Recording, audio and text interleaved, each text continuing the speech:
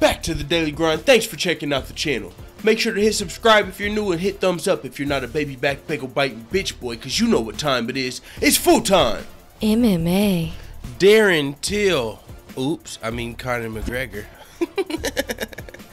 Oh, see what I did there? Conor McGregor is coming out, or his coach, I should say, is coming out, and he's revealing that Conor McGregor has returned to training. And this isn't just any old training. This is the good old MMA training. He's not fucking starting a boxing camp up for Paulie McNoodles. No, sirree. Actually, if I'm not mistaken, Conor McGregor came out and put a fucking end to all the Paulie talk and said that won't be happening. So it's out of Nate Diaz and Tony Ferguson, and man, every single signal is starting to point to Tony Ferguson, which is great for us. Great for some of us. I know that's the fight I want to see, but at first, Dana White was the one, kind of letting us know it was Tony Ferguson, and Conor's coaches were still kind of pointing toward Nate Diaz. But now, multiple coaches from Conor McGregor's camp have came out and started to open up to the Tony Ferguson fight.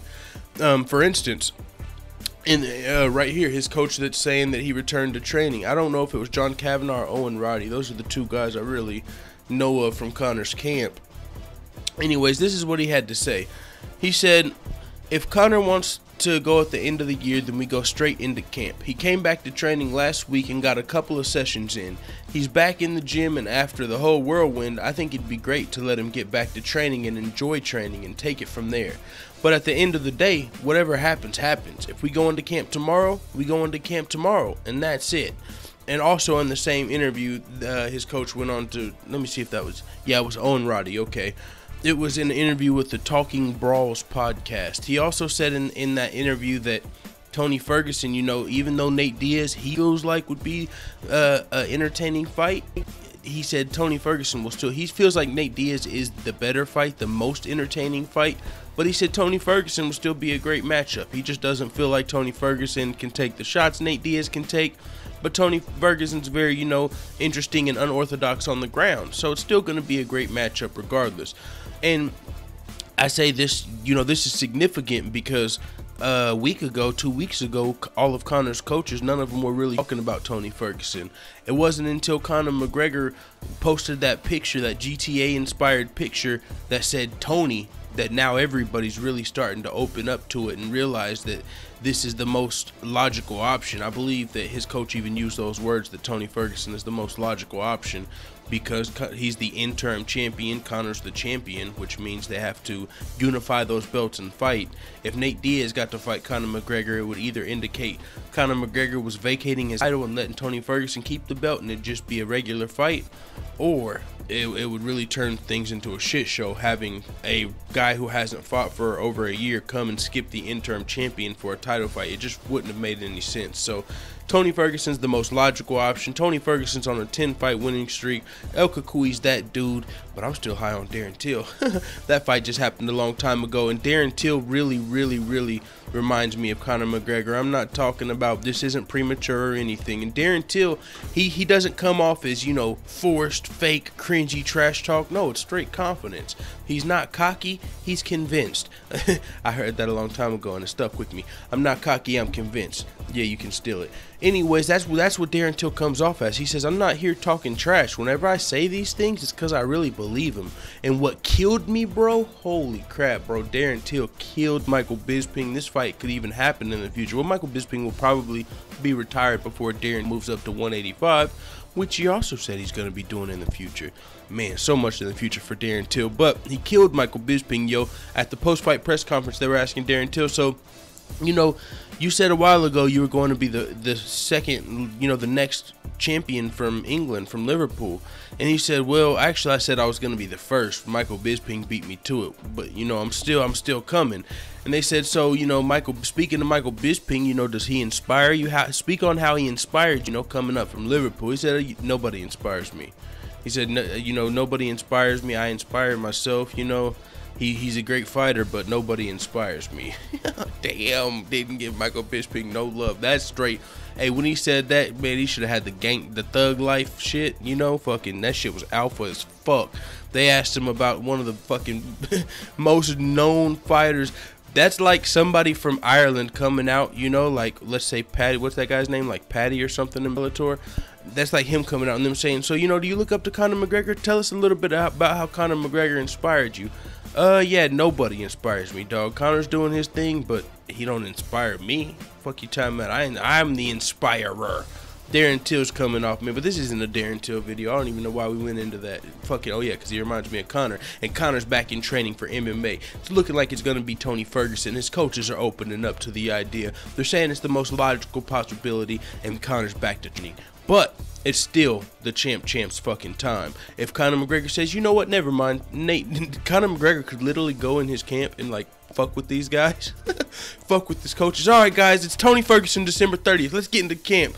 Everyone starts clapping. Yeah, let's go. Woo! Start cheering. Nah, I changed my mind. We're going to go ahead and wait till March. Everybody, oh, you know, he can make the rule. No, I'm just playing. The fight's on. Woo! Everybody's cheering again. Actually, St. Patty's Day. Oh, he could keep doing that to those guys. He could keep doing it to Dana White. Conor McGregor is crazy how much, like, whenever you hear people talking about Conor, whether it's his coaches, whether it's Dana White, it's always, you know, we'll see what Conor wants. You know, if Conor wants, you know, this is what I'm thinking, but we haven't talked to Conor. You know, it's just obvious the power that Conor McGregor has, and I mean, hey, he earned it, right? He's fucking came through. I am curious, though. I mean, I know Conor McGregor's made a lot more money than all of these other MMA fighters. But when you look at all these other millionaires, I mean, he's still coming from MMA, yo. It ain't like, even though Conor McGregor's the highest paid MMA fighter, you know what I'm saying? That's like saying you're like the highest paid fucking, your highest paid coworker, you know what I'm saying? Because in the grand scheme of things, when you're talking about entertainment, whether it be other sports or whether it be just other entertainers, the UFC guys and girls make the least money, you know what I'm saying, when it comes to revenue splits and just their flat out pay, even to boxing. I mean, boxing is older than UFC and all that, but I mean, the top boxers definitely still make more than the top UFC guys. I forget who it was. It might have been Brendan Schaub who said Conor McGregor could fight Paulie McNoodles and make more money than he would make fighting Nate Diaz and Tony Ferguson combined just because it's in boxing. So, I mean, I understand Conor McGregor makes more money than all of these MMA fighters, but he still probably ain't as balling as it seems, you know what I'm saying? I know he's balling. He's got more money than all of us, I get it, all of the other MMA fighters.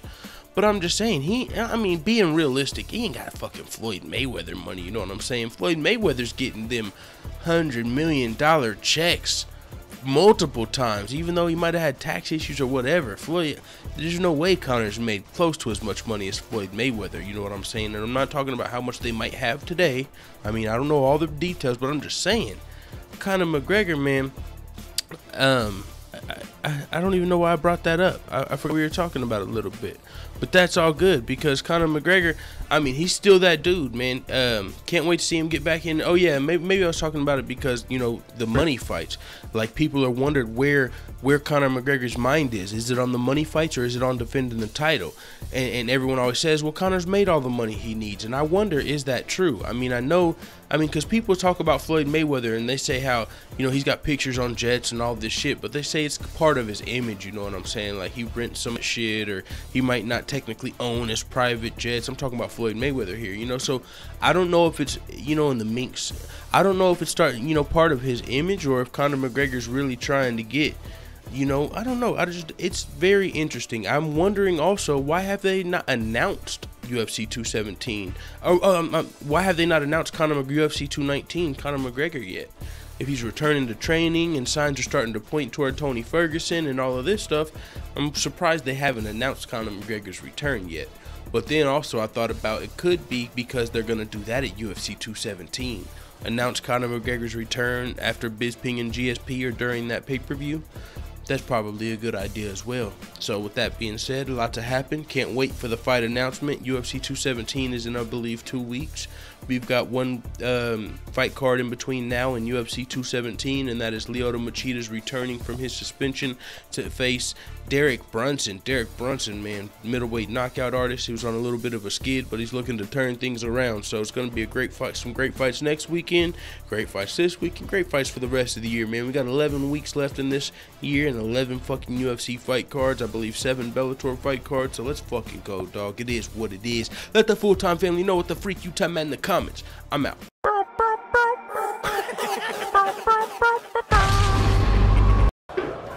Bye, Felicia.